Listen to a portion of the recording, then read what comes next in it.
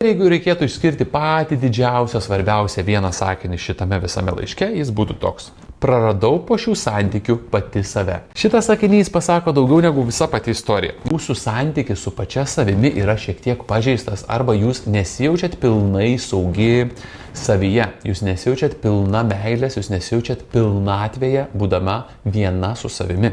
Todėl jūs ieškote tos pilnatvės užpildymo iš išorės. Santykiai, jeigu pradeda kartotis dažnai panašių scenarijų, kad mes bijome prisirišti prie kito žmogaus, kad mes jaučiame, jog santykiai nesiklosto, nuolat ieškau saugumo, tačiau jo nerandu, galbūt santykiuose pametu galvą ir save ir nebesijaučiu visiškai individualus ar individuali tose santykiuose, pirmiausiai reikėtų ieškoti problemos ne pačiose santykiuose, ne pačiame santykėje ar partneryje, o vidinėje mano būsenoje, vidinėme mano psichologinėme mechanizme.